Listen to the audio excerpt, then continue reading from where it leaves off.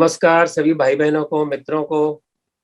आज हम विषय लेकर आए हैं यूपी और असम द्वारा प्रस्तुत पॉपुलेशन कंट्रोल बिल। जनरली मैं करंट टॉपिक लेता नहीं है, लेकिन मेरे ख्याल से करंट टॉपिक है नहीं, क्योंकि ये बहुत पहले से चला रहा टॉपिक है और इसका असर भारत के भविष्य पर, भारत की प्रगति पर बहुत पड़ने वाला है। इसलिए विषय के ऊपर चर्चा होनी ही चाहिए। और ये चर्चा ऐसी है जो 1975 के बाद थम गई। यहाँ अधिक जनरेशन ऐसी है जिसको 65% लोग ऐसे हैं जिनको इमरजेंसी का पता नहीं। लेकिन इमरजेंसी के पहले, इमरजेंसी विषय नहीं आज का, इमरजेंसी के पहले होता था, हम हम होता था 2 या 3 बच्चे होते हैं घर में अच्छे, फिर आया हम दो हमारे दो। और ये 1975 तक ये रेगुलर नारा समझाना लोगों को, ये प्रबोधन चलता था। इमरजेंसी के समय संजय गांधी जी के अति उत्साह के कारण जो अत्याचार परिवार नियोजन के कारण हुए और जिसके कारण कांग्रेस को बहुत मार खानी पड़ी, ये विषय ठंडे बस्ते में चल गया। और उसके बाद में कोई भी परिवार नियोजन की बात करने से भी डरता है, ये जानते हुए कि भारत कितने ज्यादा बोझ सह सकता है, इसके बारे में शंका है और मुश्किल भी है। लिमिटेड अपने सब जो साधन है, प्राकृतिक साधन, उसमें कितने लोगों को हम संभाल सकते हैं, प्रश्न तो है ही। लेकिन वो जो इमरजेंसी के काल का जो हुआ खड़ा हुआ, जिसमें अत्याचार भी हुए थे, उसके कारण विषय कोई कहने की हिम्मत भी नहीं रखता। परिवार कल्याण मंत्रालय बन गया परिवार नियोजन की जगह, और कल्याण किसका हो रहा है कुछ पता नहीं, और कितने लोगों का कर पाएंगे पता नहीं। तो शुरुआत करने के पहले आज मेरे साथ 2 सज्जन हैं। एक है डॉक्टर उमेंद्र रत्नू, बहुत प्रख्यात, जयपुर में इनका अपना हॉस्पिटल है, ईएनटी सर्जन है। लेकिन प्रख्याति इनकी जो है वो निमित्तकम नाम की एक संस्था, जो पाकिस्तानी रिफ्यूजी और दलित सहोदरों के लिए बहुत ज्यादा काम कई वर्षों से राजस्थान में, दिल्ली में कर रही है। और ऐसा काम है जिसके लिए शुरू में तो इनको दुत्कार ही मिलती थी, शाबाशी तो नहीं मिलती थी, क्योंकि उस समय सीए भी आया नहीं था। पाकिस्तानी रिफ्यूजी है विषय, और लाखों लोग जो जगह जगह अनाथ की तरह पड़े हैं, उनकी चिंता करने की बात भी राजनीति में उठती नहीं थी। ऐसा सारा शासन था और छुप छुप के रहते थे लोग, बहुत ही दरिद्र अवस्था में रहते थे। कल ही एक डॉक्यूमेंट्री रिलीज हुई है, शायद अभी वो पब्लिकली रिलीज नहीं हुई, होमलेस, बराबर, स्टेटलेस स्टेटलेस, यानी जिनका कोई राज्य नहीं, ऐसे लोग। मैंने वो देखी है प्रीव्यू, दिल को दहलाने वाला है। तो उस लोगों के अंदर उमेंद्र जी काम करते हैं। अभी इन्होंने रिसेंटली अभी इन्होंने प्रोजेक्ट पूरा किया है। मेवाड़ के महाराजा, जिन्होंने 1000 साल तक इस्लामी आक्रमण को सहा, झेला और लगातार उससे संघर्ष करते रहे, अधिक तक जीतते रहे, एक भी लड़ाई नहीं हारे, एक भी लड़ाई नहीं हारे। तो ऐसे महाराणाओं की कथा, वास्तविक इतिहास ओमेंद्र जी लिख रहे हैं और अभी पूरा हुआ है। और जो हमको सिखाया जाता था कि वो जी हल्दी की घाटी और वो राणा का घोड़ा, लेकिन राणा ने जंगल में रखे घास की रोटी खाई वगैरह, और लेकिन वो सच्चाई क्या है, इसको तथ्यों के द्वारा ओमेंद्र जी ने पुस्तक पूरी की है। और हिंसा में मानने वाले, केवल मेरा सच सच है बाकी झूठ मानने वाले ऐसे पंथों के साथ भी हिंदू समाज कैसे रहेगा, इसकी भी चिंता करते हैं। और मेरे साथ दूसरे श्रीहज नायर, इनको तो आप टीवी पे रेगुलर देखते हैं, और विश्व हिंदू परिषद के राष्ट्रीय प्रवक्ता है, वर्ल्ड हिंदू इकोनॉमिक फोरम के मुंबई चैप्टर के शुरू से संस्थापक सदस्य और उनका काम देखने वाले हैं, और बीकॉम एमबीए तक पढ़ाई हुई है। और वीके कृष्णा मेनन इंस्टीट्यूशन, जो बोरीवली के अंदर मलयाली समाज के 50 साल पूरे हुए अभी, उसके चेयरमैन है, और उसके अंदर स्कूल है और जूनियर कॉलेज भी है। तो ऐसे 2 महानुभावों को हम लाए हैं। और मैं मानता हूं कि पॉपुलेशन कंट्रोल बिल के बारे में ये दोनों की भी कोई अलग राय नहीं है, हम सभी की राय है कि ये होना चाहिए। लेकिन उसके बारे में कुछ रिजर्वेशंस, कुछ अलग विचार इन लोगों के हैं, और उन विचारों को समझने के लिए, ताकि ये बिल सही बन पाए, लोग सही सोच पाए, मैंने सोचा कि जिनको लाना चाहिए। विश्व हिंदू परिषद ने इस बिल के अंदर कुछ कमियां निकाली हैं। ओमेंद्र जी ने कुछ नए मुद्दे जोड़े हैं जो सुबह मैंने पढ़ने के बाद मेरे मन में आया कि इनसे बात करनी चाहिए, तो खुद बताएंगे।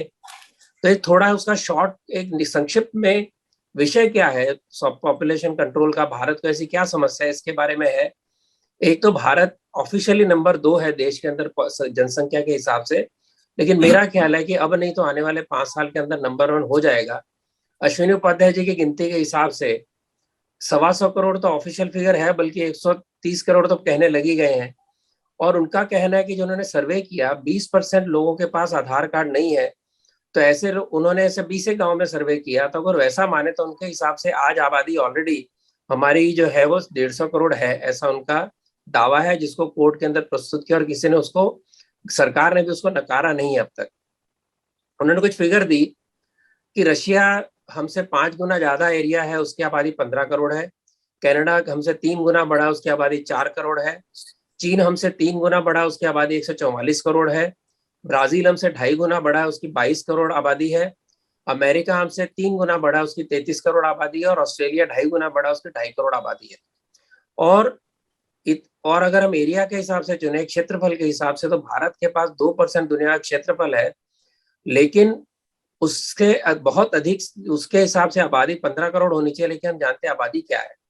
पानी 4% भारत के पास दुनिया भर का है, और दुनिया भर की आबादी 750 करोड़ है। इसके कारण अगर हम गिने, अगर पानी की अवेलेबिलिटी गिने, तो हमारे पास 30 करोड़ की आबादी सहने की शक्ति है, लेकिन हम उससे बहुत अधिक आबादी संभाल रहे हैं। ये हमारे अपने संसाधनों के ऊपर हम माने कि कुछ हमारा कंट्रोल है, कुछ माने कि हम संसाधन हमारे लोग ध्यान से उपयोग करते हैं, अमेरिका की तरह नहीं करते। अमेरिका बारे में कहा जाता है कि अमेरिका की तरह संसाधनों का उपयोग करें तो 7 पृथ्वियां विश्व को लगेंगी। सौभाग्य से हमारे लोग कम में पानी चलाते हैं। यहाँ पर राजस्थान के लोग हैं जिनके पास पानी नहीं, केरल है जहाँ पानी का भंडार है, लेकिन वहां भी बाढ़ आती है, वरना पानी नहीं होता। और इसके अलावा 70,000 बालक हर दिन पैदा होते हैं, मतलब हम हर महीने एक ऑस्ट्रेलिया पैदा करते हैं। और जैसे अश्विनी उपाध्याय ने कहा कि 2 करोड़ घर अगर हम बनाते हैं, बनाने की कोशिश पूरी करती है सरकार, तब तक 10 करोड़ नए लोग पैदा हो चुके होंगे। तो ऐसे बहुत एक दहलाने वाले और हमें सोच में डालने वाले ऐसी आबादी के आंकड़े, ऐसे हमारे संसाधनों के आंकड़े हैं। तो यहाँ से मैं शुरू करते हुए, मैं पहले श्रीराज जी से पूछूंगा कि जो पॉपुलेशन कंट्रोल विधेयक का जो ड्राफ्ट आपने देखा है आसाम का और उत्तर प्रदेश का, उसके अंदर आपने जो मुद्दे खड़े किए, कौन से मुद्दे आपने खड़े किए, किसके बारे में आपके मन में प्रश्न है? देखिए, जनसंख्या नियंत्रण कानून के बारे में डॉक्टर रतन जी आपने स्वयं ही बहुत सारी चीजें बता दी, जो जिसके बारे में परिणाम किस प्रकार से किस प्रकार से आ सकते हैं। जैसे आपने स्वयं ही कहा कि हर साल हम एक ऑस्ट्रेलिया खड़ा करते हैं। मुंबई की पॉपुलेशन हर महीने हर महीने एक ऑस्ट्रेलिया खड़ा करते हैं। हमारे से 3 गुना बड़ा है। और ऑस्ट्रेलिया की पॉपुलेशन, हालांकि ठीक है, वो विषय भी अलग है कि ब्रिटिशर्स ने आके वहां सेटलमेंट किया, वो अलग है। लेकिन परंतु जिस प्रकार से संसाधनों की कमी, क्योंकि यहाँ जो विषय, हम जनसंख्या नियंत्रण की जब बात करते हैं, हम सब देखते हैं कि तुरंत इसको सभी पॉलिटिकल पार्टी, जो तथाकथित सेक्युलर पार्टियां हैं, वो सब अपने वोट बैंक को लेकर के इनसिक्योर हो जाते हैं। तुरंत उनको डर लगना शुरू हो जाता है कि हम उस विषय को अगर नहीं, हम पहले पॉलिटिक्स में नहीं जाएंगे ऋषिराज जी। हाँ, मैं कह रहा हूँ कि विश्व हिंदू परिषद के कुछ ऑब्जेक्शन है, वो ऑब्जेक्शन क्या है? नहीं, हमारे ऑब्जेक्शन अगर हम यूपी में देखें तो हमने ये देखा है कि एक व्यक्ति, जिसको एक विशेष समुदाय, जो हम सब जानते हैं, जो 4 शादियां कर सकता है, वो 4 शादियां करता है। तो चारों में अगर 2-2 बच्चे पैदा होते हैं तो कितने, 4 + 8, 8 बच्चे हो जाते हैं। तो यहाँ पर जिस प्रकार से हमने सुना कि जो व्यक्ति करता है शादी, वो शायद बीमार हो जाएगा, लेकिन उसकी पत्नी कर सकती है। तो ये इस प्रकार से इनडायरेक्ट बेनिफिट वगैरह जो लेने का प्रयास है, और जो सही जो इशू है उसको एड्रेस करने के बजाय हम बीटिंग अराउंड द बुश हो रहा है। तो कहीं ना कहीं ये सब चीजें रोकनी पड़ेगी, और ये कहीं ना कहीं यूनिफॉर्म सिविल कोड की तरफ भी आता है। तो पॉपुलेशन, जैसे हम ये पॉपुलेशन कंट्रोल की बात जब करते हैं, तो पूरी तरह से देश के हित, देश के संसाधन, देश के लिमिटेड रिसोर्सेस, जिस प्रकार से आने वाले समय में पानी, घर, रोजगार, ये सारी समस्याएं जो आ रही है, और इस प्रकार, और इसको एड्रेस ना करके, क्योंकि कहीं ना कहीं रतन जी पॉलिटिक्स आएगा ही आएगा, क्योंकि पॉलिटिक्स नहीं आया, ये इशू भी पॉलिटिकल ही है। जैसे आप ही ने अभी स्वयं बताया कि ये जो पॉपुलेशन कंट्रोल की बात आज नहीं कर रहे हैं हम, हमारे मेरे ख्याल से नेहरू जी ने के बाद की बात है, लगातार इस प्रकार से छोटा परिवार, सुखी परिवार, और जिस प्रकार से कॉन्ट्रासेप्टिव्स को भी स्वयं सरकार, जिस प्रकार से जैसे हम टीवी में भी ऐड देखते हैं, हम एक मेच्योर्ड समुदाय है, जिस प्रकार से माला डी या अन्य कॉन्ट्रासेप्टिव सरकार ने, ये भाजपा के समय की बात नहीं है। तो ये सब संसाधनों की रक्षा के लिए ये पहले से होता आ रहा है, पर आज जो है हर चीज, हर वस्तु राजनीतिक परिप्रेक्ष्य में देख रही है। मैं उसको आपकी बात को जरा अलग ढंग से रखना चाहूंगा। मैं कहना चाहूंगा कि ये विषय आर्थिक है, लेकिन उसका पॉलिटिसाइजेशन होगा, और अगर उसका व्यवस्थित उसका पालन नहीं हुआ तो विषय पॉलिटिकल बन जाएगा और उसका जो दुरुपयोग हो सकता है। विषय तो आर्थिक ही है, देश की संपन्नता और संप्रभुता का ही विषय है। उसको लागू कैसे करना कि सभी एक समान उसको उसका उपयोग कर पाए संसाधनों का, ये आपका कहना है। और दूसरा जो उसमें कहा गया है कि उसको सरकारी फायदे नहीं मिलेंगे, उसको वो इलेक्शन नहीं लड़ सकता, उसको सब सरकारी सब्सिडीज नहीं मिलेंगे, उसमें दूसरा एक वाक्य है। और उसके अंदर जो अन्य सुविधाएं हैं, नियम है कि अलग अलग सुविधाएं, जैसे माइनॉरिटी के लिए स्पेशल बहुत सारे बोर्ड बने उनकी पढ़ाई के लिए, उनके स्कूलों के लिए, वो भी फायदे बंद होंगे कि केवल यही फायदे बंद होंगे? सब्सिडी अपना जो बेरोजगार योजना है नरेगा, उसमें भी उनको फायदा मिलेगा कि नहीं मिलेगा? क्योंकि जब तक ये सारे हर प्रकार के इंसेंटिव नहीं रोके गए तब तक ये केवल एकमात्र सरकारी इलेक्शन ना लड़ने से उसका असर नहीं होगा। वैसे ही समाज को इलेक्शन से धीरे धीरे सेक्युलर पार्टियों ने ही दूर किया और आज तो उनके कुछ लिमिटेड पॉकेट छोड़ के उनको कोई टिकट भी नहीं देती सेक्युलर पार्टी भी। तो इसलिए वो तो पॉलिटिक्स अलग है, लेकिन इसका ऐसा कैसा उपयोग होगा, ये एक विषय आपने बताया। उमेंद्र जी ने एक अलग विषय उठाया था आज सुबह, तो उमेंद्र जी आप उसको जरा विस्तार करके लोगों को बताएं कि आपने उसके बारे में आपने क्या विषय जोड़ा था, क्योंकि उस विषय के साथ सीएए का विषय भी है। यानी ये सिटीजन अमेंडमेंट एक्ट जो आया, जिसके अंदर पाकिस्तान और बांग्लादेश और अफगानिस्तान से आने वाली माइनॉरिटीज, उनको सिटीजनशिप राइट मिलना चाहिए, उसकी एक सीमा रेखा है और उसके पहले बाद वालों को नहीं मिलेगी। अब तक ऐसा कानून है और ऐसे रोज वहां पर अत्याचार होते हैं। उसको कहीं ना कहीं उमेंद्र जी ने इस विषय के साथ जोड़ा है। तो उमेंद्र जी आप इस बारे में बताइए। बहुत बहुत आभार आपका रतन जी कि आपने मुझे चैनल पे बुलाया और अपने विचार रखने का अवसर दिया। देखिए, मैं इसको जेनेरिक पॉइंट ऑफ व्यू से देखता हूँ कि पॉपुलेशन कंट्रोल बिल अगर कोई भी राज्य सरकार लाती है तो उसके पीछे मंतव्य क्या है? मंतव्य है एक मैसेज देना, और वो हिंदू समाज को ये मैसेज देना कि सरकार इसके बारे में कोई ना कोई निर्णय ले रही है। In terms of the gains, वो आपने बिल्कुल सही फरमाया कि जब तक हम उसको कॉम्प्रिहेंसिवली पिनलाइजिंग नहीं बनाते हैं कि हर तरह की सरकारी एड, हर सब्सिडी, वो सब बंद हो जाएगा, तब तक कोई अंतर नहीं पड़ता। जिस सिटीजनरी की बात हो रही है, जिसको हम सोच रहे हैं कि हम पिनलाइज करके इस चीज से, ओवर पॉपुलेशन से रोकेंगे, उसको जूते की नोक पे रखती है वो आपके इलेक्शन राइट को, वोटिंग राइट को, आपकी संस्थाओं की जो बेनिफिट्स है। पैरेलल एक हलाल इकोनॉमी खड़ी हुई है जो ग्लोबली $3 ट्रिलियन की इकोनॉमी है। उनको आपसे कोई लेना देना नहीं है। उनको पतंजलि के सर्टिफिकेट लेने में अगर 2 करोड़ रुपए सालाना मिल रहे हैं घर बैठे, उनका दिमाग खराब है जो वो अपना पॉपुलेशन बंद करेंगे। पॉपुलेशन रोकने में ये छोटी मोटी पेनल्टियां काम नहीं करेंगी, बल्कि हमें कॉम्प्रिहेंसिव पेनल्टी की तरफ जाना पड़ेगा, because this is a very serious issue. जब जल ही नहीं रहा, जब धरती नहीं रही, तो आदमी आदमी को खाएगा क्या? कहीं ना कहीं इस पागलपन पर ब्रेक तो लगना चाहिए।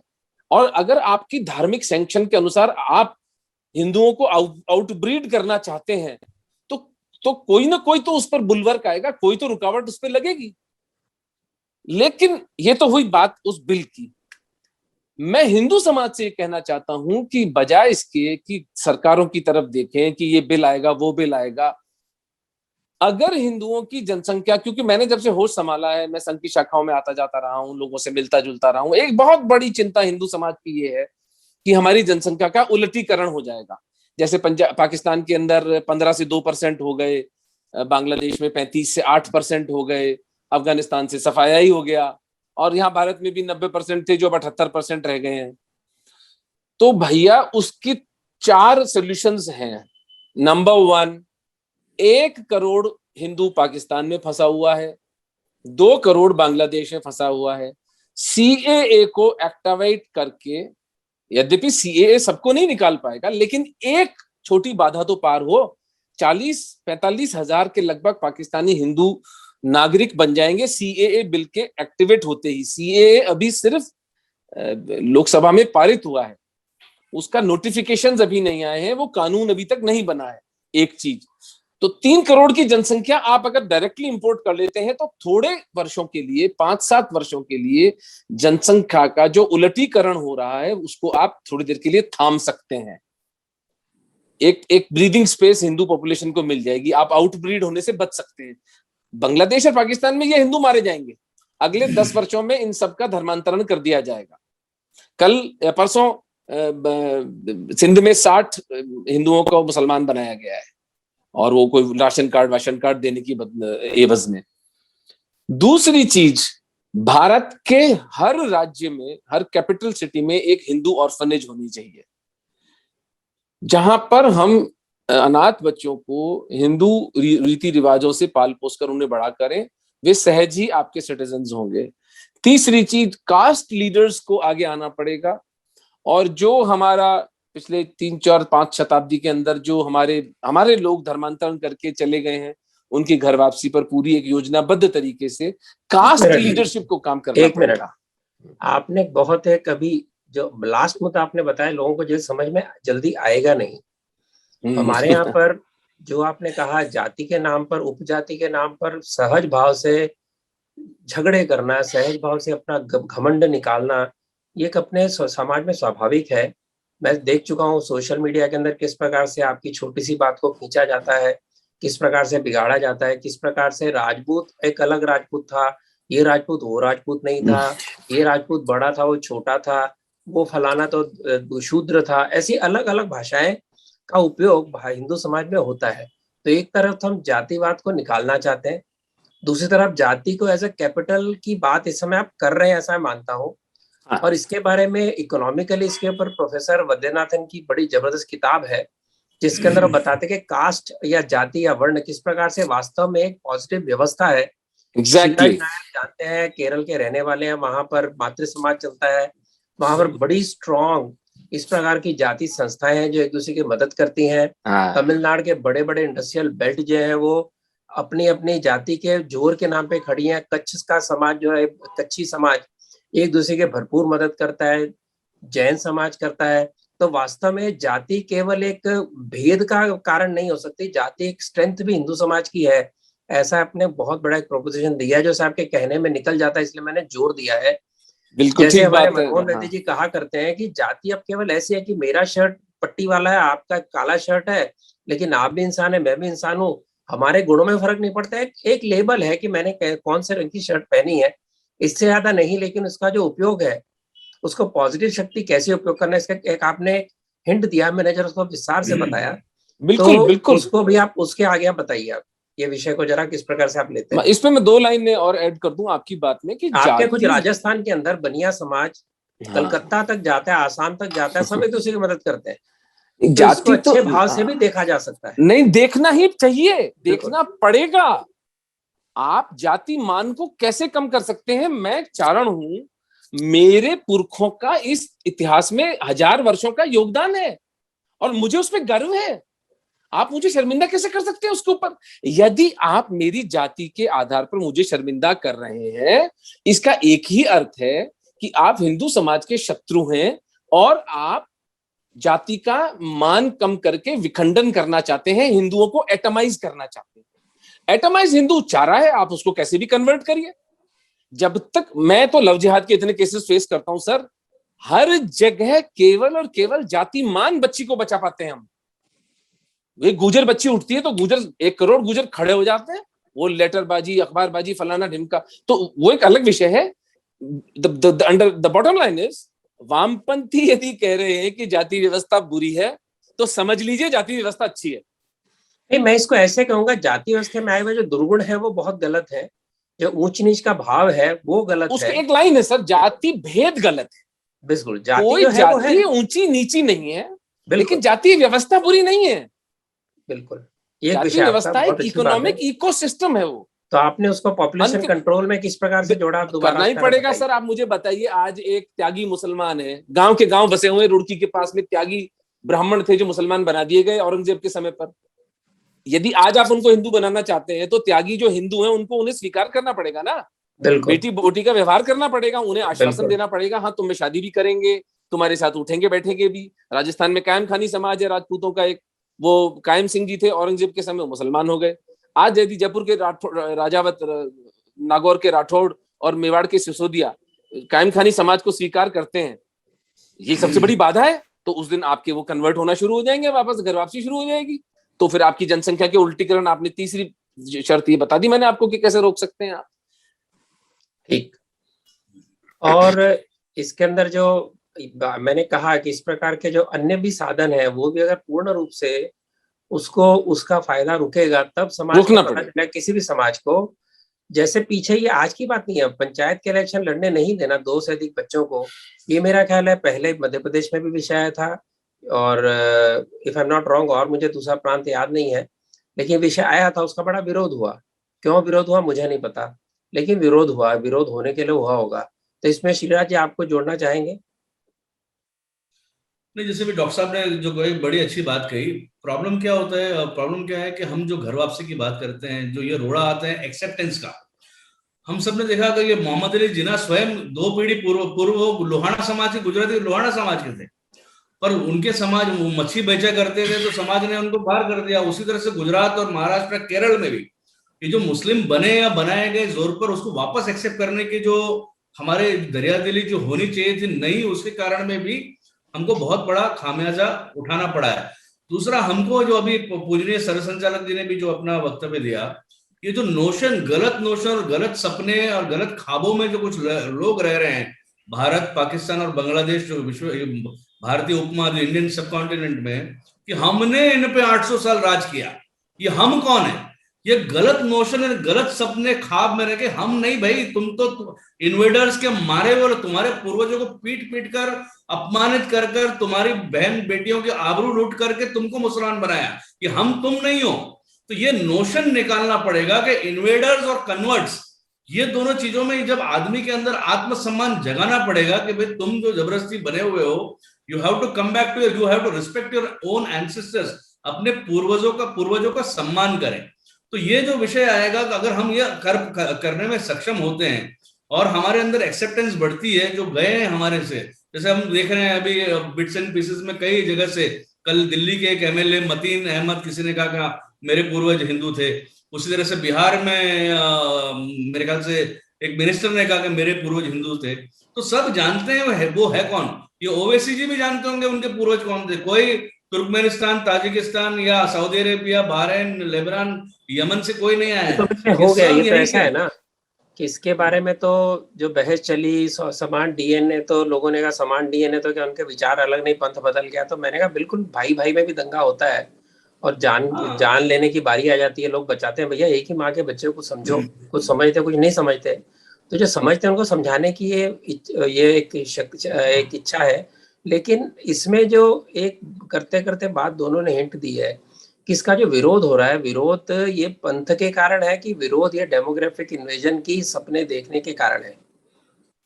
देखिए, इसमें डेमोग्राफी एक बहुत बड़ा रोल प्ले करता है। जो मन के अंदर जो बातें हैं हमारे तथाकथित अल्पसंख्यक, या जो अपने आप को जो ये चाहता है कि उनका कुनबा, बिलीवर्स, नॉन बिलीवर्स या काफिर, मुशरिक, जो मान्यता है, जितने लोगों को बनाएंगे, दीन और दावत की दुकान लेकर जितने लोगों को दावत देंगे, ये जो नोशंस, गलत गलत नोशंस हमारे लोगों में भरे हैं, वो नोशंस को हमको दूर करना पड़ेगा।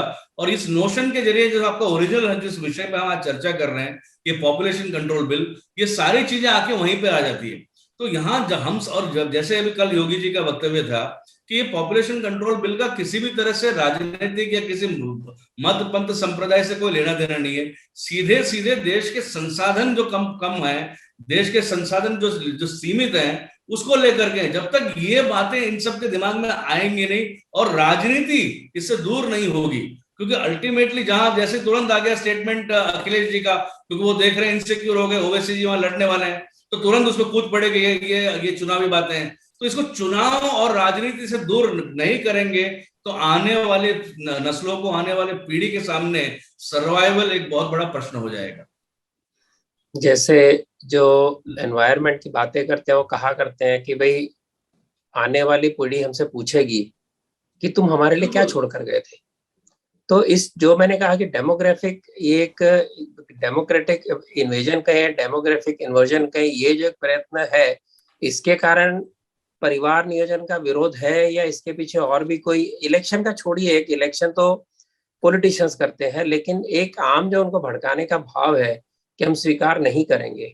आज सुबह मैंने ट्वीट किया था कि ये तो भारत के समाज सारे किसी भी पंथ के उनके बचे रहने का, उनकी समृद्धि का प्रश्न है। इसके अंदर कोई तो पंथ या धर्म का प्रश्न आता नहीं। आखिर तो हम नागरिक हैं इसी देश के, देश बचेगा तो हम बचेंगे। तो जो इसको पंथ से जोड़ते हैं उनको ये भूल जाते हैं कि जिनको इस प्रकार के अपने पंथ के हिसाब से ही चलना था, उन्होंने पाकिस्तान मांगा, उनको पाकिस्तान मिल गया। जो रह गए उनको पता था कि हिंदू समाज यहाँ पर बहुतायत है और हिंदू समाज जो चलेगा वैसा भारत चलेगा। ये जानकर भी रुके, उनको लगा कि ये देश फिर भी पाकिस्तान जाने से अच्छा है। तो उस शर्त पे यहीं पर रहे। उनके मन में स्वीकृति थी कि ये देश तो हिंदुओं के हिसाब से चलेगा, और उसके अंदर फिर हम बोले जब पाकिस्तान में चलते हैं वो नियम हमें चले, वो तो नहीं चलेगा। तो यह जो एक विचित्र एक भाव है, तो ये डेमोग्राफिक सत्य को कंट्रोल करने की बात है, या डेमोग्राफिक सत्य ये हम किसी भी तरह हट के साथ लेंगे, ये विचार है उमेंद्र जी। मैं आपकी बात से कतई स्वीकार नहीं करता कि जो मुसलमान इस देश में रुके थे वो ये सोचकर रुके थे कि हिंदू समाज के हिसाब से हम चलेंगे। मौलाना अबुल जो मदरसा छाप आजाद है, उसका एक वो आया है इंटरव्यू जिसमें उसने कहा है कि हम यहाँ रह करके जो भारत का इस्लामीकरण है उसकी प्रक्रिया को पूरी करेंगे। तो सपना तो ये था, ये तो क्लियर उद्घोष है इनका। इसमें क्या बात है, हम खुद को डिल्यूजन में रखना चाहें तो रखें। तो और दूसरी बात जो नायर साहब ने कही थी कि 800 वर्षों तक हम गुलाम रहे थे, हम 8 मिनट के लिए भी किसी के गुलाम नहीं रहे। ये मेरी चुनौती है। और मैंने हमने 800 साल पे इनके ऊपर राज किया, ऐसे यहाँ के मुसलमान जो बोलते हैं। 1 मिनट के लिए भी राज नहीं किया इन्होंने, 1 मिनट के लिए भी। मैं उसको सिद्ध कर देता हूं। मैंने अपनी पुस्तक में पूरा चैप्टर लिखा है, the lie called 1000 year slavery. उसको क्रोनोलॉजिकली टाइम के हिसाब से भी अगर देखा जाए तो पहली, उसका एक एग्जांपल दे रहा हूं आपको। 1192 में दूसरी बैटल ऑफ तराइन में पृथ्वीराज चौहान की हार हुई, और 1707 में औरंगजेब मर गया, जिसके साथ मुगल साम्राज्य समाप्त हो गया। कितने वर्ष हुए? 500 वर्ष। तो जो कालखंड 500 वर्ष का था, जिसमें तथाकथित दिल्ली सल्तनत और तथाकथित मुगल साम्राज्य था, वो भी 500 वर्षों का है। उससे पहले तो कोई इस्लामिक राज्य है नहीं भारत में। उसको कहते हैं 1000 साल की गुलामी। हमने तुम पर 1000 साल राज किया। और ये हमारी लीडरशिप का और हमारी इंटेलिजेंस या हमारी एकेडमिशियंस का घटियापन है कि हम इस झूठ को स्वीकार कर लेते हैं बिना उसका प्रतिकार किए। तो वो जो घर वापसी की बात है, वो इस ऐसे नहीं है कि आप कोई हारे पिटे लुटे लोग थे। आप हमें ये कहना है कि जो हमारे बंधु चले गए दूसरे धर्म में, जबरदस्ती तलवार के बल पर जिनका धर्मांतरण किया गया, हम उन्हें एक अवसर ससम्मान, सप्रेम और सादर, सविनय, विनय के साथ उन्हें स्वीकार करें, और तब घर वापसी होगी जब एक जाति समूह अपनी जाति के। इसलिए संघ का ये काम युग प्रवर्तक है, जिसे वंशावली संरक्षण का जो काम हमारे संघ के लोग कर रहे हैं, मैं साधुवाद देता हूं इस काम को, क्योंकि हम जब उस व्यक्ति को उसकी रूट्स की याद दिलाएंगे तभी वो वापस परावर्तन करने की सोचेगा। तो ये अपने एजेंडा में जो 47 को मैं इंडिपेंडेंस नहीं कहता, मैं उसको ट्रांसफर ऑफ पावर कहता हूं। तो भूरे साहब आ गए गोरे साहब की जगह। तो उसमें एजेंडा बहुत साफ था कि जो लोग यहां रह गए वो बचे हुए भारत का इस्लामीकरण करेंगे। इसलिए ये बिल और स्ट्रांगली पीनलाइजिंग होना चाहिए। देखिए उमेंद्र जी, ये तो उनके मौलाना का कहना था जो उन्होंने उस समय नहीं बोला, बाद में बोला होगा। लेकिन जिनको रोका उनको तो नेहरू जी ने यही कह के रोका कि आप तो हमारे ही हो और हमारे तो सेक्युलर समाज में आप रहोगे। लेकिन वो जो सेक्युलर की व्याख्या बिगड़ी, वो अलग विषय है, आज हम उसमें नहीं जाएंगे। वो विषय तर हो जाएंगे। मैं कह रहा हूँ कि विषय है और उसके बारे में। और मैं ये भी बता दूं, यहाँ 3 लोग हैं, तीनों के किसी भी विषय में एक पॉपुलेशन बिल आना चाहिए, इसको छोड़ के राय नहीं मिलती। लेकिन हम हम ससम्मान फिर भी चर्चा करते हैं, क्योंकि अपने में चर्चा होनी ही चाहिए। हिंदू समाज चर्चा नहीं करता, वो केवल वाद विवाद करता है। हिंदू समाज या तो मेरे साथ या नहीं अलग, एक जो एक सोशल मीडिया का नया चला है लेफ्टिस्ट का, उसको धारण कर रहा है। और मैं मानता हूँ कि ये जो एक वहाबीकरण है अपने समाज का, नॉट रॉन्ग है कि हम विचार भी सोचते हैं कि मेरे से नहीं मिलते व्यक्ति तो मेरे साथ चल ही नहीं सकता, और वही गाली गलत है। ये जो हिंदू समाज में कभी नेता ये नहीं आना चाहिए, और हमने खुल के चर्चा करनी है, चर्चा के आधार पर निर्णय लेने चाहिए। इसलिए मैंने जानबूझ के ऐसे 2 व्यक्ति चुने जिनके विचार की कुछ चीजों में मेरे साथ मिलते होंगे, कुछ में नहीं मिलते होंगे। लेकिन ये देश अगर बचना है तो पॉपुलेशन को रोकना ही पड़ेगा, और बिना किसी भेदभाव के रोकना पड़ेगा। पंथ के आधार पर देश की तरक्की होगी नहीं, धर्म के आधार पे होगी, और धर्म जो पंथ से ऊपर है। अगर हम अपने अपनी व्यवस्था अपने धर्म के साथ चलें, अपनी ड्यूटी और लॉज और एथिक्स के साथ चलें, सबके लिए लागू होगा तो देश बचेगा। वरना ये सारी नीतियां, जैसे अश्विनी उपाध्याय ने कहा 2 करोड़ घर बनाओ, 10 करोड़ और लगेंगे, आप पानी के नल 10 करोड़ लगा दो, 5 करोड़ और की जरूरत पड़ेगी, तो कैसे होगा? यानी कोई भी व्यवस्था खड़ी होती है, रास्ते खड़े हो, रेल खड़ी हो, मकान खड़े हो, वो खड़े होते होते आबादी तो उसके कई गुना बढ़ चुकी होती है। तो इसको किस प्रकार से हम पंथ से ऊपर रख के इस विषय को अपनाएं, और किस प्रकार से केवल इंसेंटिव ना हो, जैसे इसके अंदर इंसेंटिव भी है, केवल इंसेंटिव और पेनलाइजेशन इतना हो जो एक मतलब चाइना जैसा पेनलाइजेशन भी ना हो, जहां पर व्यक्ति को द्विगुना दर्जा बना के कैंपों में भेज दिया जाए, लेकिन उसको लगे कि भाई इसको पालन न करने से मेरे जीवन ही खराब होगा, मुझे ही नुकसान होगा, इसलिए नियम मानने से मेरे परिवार की समृद्धि के लिए मैं उसमें शामिल हूँ, ऐसा एक वातावरण खड़ा करना पड़ेगा। तो इस विषय में बिफोर आई क्लोज, आपने जो सीए का विषय बीच में जोड़ा था, तो सीए के लागू करने के अंदर मुझे लगता है कुछ हजार लोग तो अभी भी, हाँ एक मिनट आप बुलाता हूँ, अभी भी जो सिटीजनशिप मिल रही है वो किस आधार पे मिल रही है, आपने भी उसके बारे में जानकारी दी है। तो अगर अभी इसके नियम नहीं बने हैं तो अब जिनको सिटीजनशिप मिल रही है वो किस आधार पे मिल रही है? उपेंद्र जी, ये राजनाथ सिंह जी के द्वारा नोटिफिकेशंस दिए गए थे कि कुछ जो डिस्ट्रिक्ट कलेक्टर्स हैं उनको नागरिकता के अधिकार दिए जाएंगे। तो 1955 के नागरिकता एक्ट के अंडर अमित शाह जी ने, एमएचए ने 13 नए डिस्ट्रिक्ट्स को अधिकार और दे दिए, जो कि बहुत क्रांतिकारी चीज है। उससे बहुत कई हजार हिंदुओं को लाभ होगा। लेकिन सीएए तो गेम चेंजर था sir. CAA was a civilisational step. एक देश ये एक्नॉलेज कर रहा है अपने पार्लियामेंट में कि दूसरे संप्रभु देश में, सॉवरेन नेशन में उसकी माइनॉरिटीज के साथ अत्याचार हो रहा है, और ये इस हद तक है कि ये देश उस देश की प्रताड़ित माइनॉरिटीज को नागरिकता तक देने को तैयार है। इसको अगर हम एनालॉजी से ड्रॉ करके देखें तो आप कनाडा और अमेरिका की सोचें आप कि कनाडा एक लॉ निकाले अपनी पार्लियामेंट में कि अमेरिका में जो ब्लैक्स हैं हम उनको प्रताड़ना हो रही है तो हम उनको नागरिकता देंगे। सर वॉर हो जाएगी कनाडा और यूएस के बीच में। ये तो हमारे पास में नक्टे देश है इतने कि इनको फर्क ही नहीं पड़ता है कोई, कि हम ये कह रहे हैं कि तुम्हारे देश में जो तुम्हारे माइनॉरिटीज है उनको तुम कह रहे हैं कि हाँ हाँ हो रहा है, ले जाओ उनको यहाँ से। फोन आए हमारे पास में इस तरह के कि आप, हम तो चाहते हैं काफिर चले जाए यहाँ से। तो सीएए का जो परिप्रेक्ष्य है, उसका जो कॉन्टेक्स्ट है वो सिविलाइजेशनल है। जो अभी हुआ है 15 दिन पहले वो इट्स एन ऑफिशियल थिंग जो राजनाथ सिंह जी पहले ही कर गए थे। मैं एक जानकारी में दे दूं, ये पुस्तक है मेरे हाथ में, हिंदूज ऑफ पाकिस्तान। ये उपेंद्र ने छोटी सी किताब लिखी है जिसकी ये मुझे उन्होंने कुछ 1 साल पहले भेंट की थी। मैंने कहा था इतनी सी पुस्तिका से कुछ नहीं चलेगा, इसको बड़ी पुस्तक बनाए, होपफुल इस पे काम कर रहे होंगे। इसको पढ़ेंगे तो आपके रोंगटे खड़े हो जाएंगे। हर दिन 1000 लड़कियों, हर दिन आपने बताई थी फिगर, तीन बच्ची प्रतिदिन, 3 दिन प्रतिदिन वहां उठाई जाती है, धन परिवर्तन किया जाता है या रेप पूरा गांव उसका बलात्कार करता है। और ये आज की कटु सच्चाई है, अभी भी ये सच्चाई है।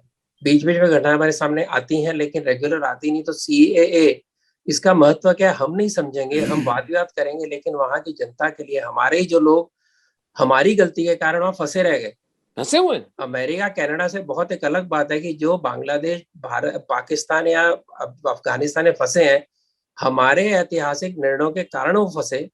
और ये जो नेहरू लियाकत पैक्ट हुआ था कि वहां की माइनॉरिटी आप संभालिए, यहाँ के हम संभालेंगे, वो एक तरफा निर्णय हुआ, एक तरफा हमने संभाला, उन्होंने नहीं संभाला, इम्प्लीमेंट नहीं हुआ। उसकी दुर्गति ये लोग भुगत रहे हैं। तो उसके लिए हम जिम्मेदार नहीं तो कौन जिम्मेदार, ये हमें समझना पड़ेगा। बिल्कुल बिल्कुल। हाँ, आपको श्रीराज जी कहना चाहते थे? हाँ, मैं वापस उसको थोड़ा सा राजनीति की तरफ इसलिए लेके जाना चाहता हूँ। मैं नहीं, क्योंकि ये विषय पूरा राजनीतिक है। क्योंकि मैं 3-4 दिन पहले टीवी डिबेट पर था और कांग्रेस पार्टी के प्रवक्ता भी थे और ये विषय यही था, पॉपुलेशन कंट्रोल बिल, जनसंख्या नियंत्रण कानून। अब आप देखिए, जब एंकर पूछता है कांग्रेस के स्पोक्स पर्सन, मैं नाम भी बोल देता हूँ, आचार्य प्रमोद कृष्ण जी थे, बोलते ये गलत बात है, बोला मेरी 8 मासियां थी, मेरी नानी की 7 बहनें थी। अरे ठीक है, तब के वास्तविकता और आज की परिप्रेक्ष्य में कितने अरे वो तो सभी कितना, के घर में है, हम 6 ठीक भाई है। बहन है। तो मेरे एक आप अगर मारवाड़ी ये, दोस्त है, 11 भाई बहन है वो। ठीक है, अरे उस अरे समय था उससे, ऐसा, आज वो नहीं सहन हाँ, कर सकते ना हम। तो रतन जी आज के परिप्रेक्ष्य में ये जो जवाबदार पार्टी के प्रवक्ता अगर टीवी पर आकर के समझाने के बजाय इसको वोट बैंक की पॉलिटिक्स से जोड़ते हैं और इनसिक्योर, अपने आप को इनसिक्योर महसूस करते हैं, और नेशनल टीवी पर ये लोग बोलने की हिम्मत रखते हैं कि नहीं ये गलत नहीं है, मेरी 8 मासियां थी या मेरी नानी की 7 बहनें थी, तो हम किस दिशा में और किस प्रकार का ज्ञान हम एक तबके को दे रहे हैं जो ऑलरेडी इस समस्या को बढ़ाने का प्रयास कर रहा है। देखिए, तो वो कहीं आचार्य भूल गए कि वास्तव में परिवार नियोजन का कार्यक्रम कांग्रेस ने ही शुरू किया था, और उनकी हाँ, गलतियों मैंने के कहा कारण ना, हम ही, दो हमारे दो, इमरजेंसी की गलतियों के कारण ही परिवार नियोजन का कार्यक्रम रुका। बिल्कुल वरना हो सकता आचार्य या उनके आगे आने वाले बच्चे इतने होते भी नहीं, होते ही अगर नहीं। सही उस कह रहे हैं, समय सही कह रहे हैं। नियंत्रण सही तो लगा होता। आज की तारीख में तब तो संजय गांधी तो फेमस थे, जबरन पकड़ के, हम तो सब जानते हैं। तो ये सारी की सारी जो वास्तविकता अभी यहाँ नहीं लियाकत, नायर साहब, एक मैं आपको इसका उमेंद्र जी प्रतिकार। एक सेकंड, अभी जैसे उमेंद्र जी ने या आपने नेहरू लियाकत पैक्ट की बात कही। लियाकत खान की पत्नी कौन थी? शी वाज शीला पंथ, मराठी ब्राह्मण लेडी थी, then she converted to Christianity, then she became Muslim. Liaquat की पत्नी वो इतनी कट्टर हो गई कि पाकिस्तान 2 नेशन थियरी की सबसे ज्यादा वकालत करने वाली महिला बनी। तो धर्मांतरण भी क्या, अब शीला पंथ एक मराठी ब्राह्मण लेडी, वो जो सेटल्ड है, उत्तराखंड में सेटल्ड थी, और किस प्रकार से कट्टर हो गई। मतलब धर्मांतरण और इवन पॉपुलेशन कंट्रोल नहीं होने से कितना बड़ा देश को, राष्ट्र को, सिविलाइजेशन को, संस्कृति को, सभ्यता को कितना बड़ा खामियाजा उठाना पड़ रहा है, ये हम चिंता नहीं कर रहे हैं। संसाधन तो है ही, संसाधन तो लिमिटेड है ही। तो ये सारी चीजों पे सभी पॉलिटिकल पार्टियों ने चिंता करना चाहिए, और ये हमको आने वाली नस्लों, आने वाली पीढ़ियों को किस क्या देके जाएंगे। तो हम कोई परमानेंट नहीं है यहाँ पे, हम सब पेरिशेबल्स हैं। आने वाले कुछ समय में भगवान किसी को परमानेंट रखता नहीं है, इंसानों को भी नहीं रखता। तो हम आने वाले समय में आने वाली पीढ़ियों को क्या देके जाएंगे, इसका गहन चिंतन करना चाहिए। और वोट बैंक पॉलिटिक्स से पॉपुलेशन कंट्रोल बिल को अलग रख करके एक बड़ी मेच्योरिटी के साथ हमको देश के समक्ष अपनी एक छवि खड़ी करनी चाहिए। बहुत बहुत बहुत धन्यवाद जी। अमरिंदर जी, आपके लास्ट वर्ड्स मैं नायर साहब की बात इस का बहस में, प्रतिकार बाद में तो आप बोलेंगे, इस बहस में आपके आखिरी शब्द। मैं नायर सर की बात में बोल रहा था कि आप इतना किसी भी विषय का राजनीति करने से इतना डरने की कोई आवश्यकता नहीं है। हमें ये इसका मेन जो लाभ मैं देख रहा हूं इस बिल का, वो है एजुकेशन ऑफ हिंदूज। हिंदू समाज को एजुकेशन, और हिंदू समाज को ये मैसेज कि एक संवेदनशील गवर्नमेंट यूपी और आसाम में इस चीज का, इस प्रॉब्लम का संज्ञान ले रही है और उस पर लेजिस्लेट करने को तैयार है। हम इसके बहुत डिटेल में जाकर उसके मीन मेक निकाल सकते हैं, लेकिन मेरी ओर से ये बहुत सकारात्मक निर्णय है। जिनको राजनीति करनी है वो राजनीति करेंगे, क्योंकि मनुष्य को सत्य समझ में नहीं आता, स्वार्थ समझ में आता है। तो उनका स्वार्थ है कि वो अगर अपना एक नंबर पर अपना उसको डरा धमका कर रखें उसको, और अपना वोट बैंक सुरक्षित रखें। लेकिन सत्य क्या है? सत्य तो हिंदुओं को हमें बताना पड़ेगा ना। We have to educate fellow Hindus to what is coming to their way, and I believe both these state legislations will be a major milestone and a positive step in the direction of that education of fellow Hindus. Thank you. बहुत बढ़िया जी। कार्यक्रम समाप्त करने के पहले मैं एक निवेदन करूंगा उमेंद्र जी से। उन्होंने जो पाकिस्तानी रिफ्यूजियों के बारे में एक कविता लिखी है, उसका कोई भी एक पैराग्राफ सुनाए और उसके बाद एक शब्द बोले बिना इस कार्यक्रम को समाप्त करेंगे। उसका असर हमारे मन पे ऐसा जाएगा कि आगे बात करनी व्यर्थ होगी। एक कोई भी आपकी कविता जो उस बारे में आपने सुनाई है, मैं वो गीत लिखा है मैंने, उसको मैंने कंपोज भी किया है, वो वीडियो करके। गीत, हाँ जी, आप मैं गा के सुनाता हूं। सुनाइए, फिर हम उसके बाद में कार्यक्रम बिना बोले समाप्त करेंगे। अभी जो नमस्कार करना कर लीजिए, हाँ, और उमेंद्र जी के गीत के साथ में समाप्त करेंगे। नमस्कार। ये गीत क्या है? मेरे हृदय के छाले हैं। एक पाकिस्तानी हिंदू बाप जिसकी बच्ची को प्रतिदिन वहां पर जो मलेच्छ वो मॉलेस्ट करते हैं, उस पर वो किस तरह बेचारा अपनी हृदय की पीड़ा को व्यक्त करता है, ये मैं गा के सुनाता हूँ। राग रागेश्वरी में ये गाना मैंने कंपोज किया था। प्राणों का बंधन हृदय का तू स्पंदन, सांसों की वीणा, परम का अभिनंदन। निर्दोष तेरा अस्तित्व रहे, स्थाई तेरा सतीत्व रहे। क्या करूं कैसे करूं, तुझे लेके कहीं खो जाऊं।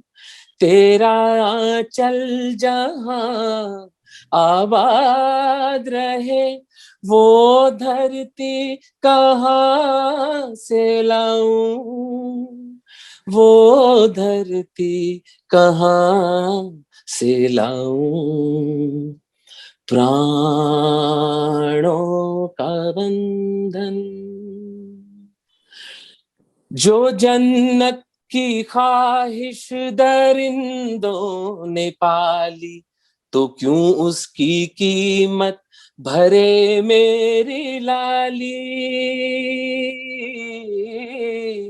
जो जन्नत की ख्वाहिश दरिंदों ने पाली, तो क्यों उसकी कीमत भरे मेरी लाली। क्या था उसमें दोष, क्या उसका कसूर, क्यों लेकर गए हो उसे घर से दूर।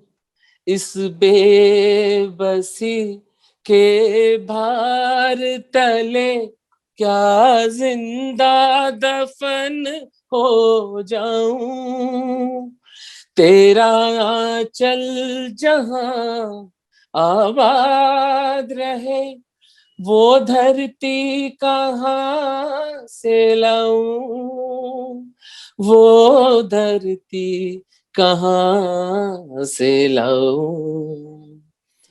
प्राणों का बंधन।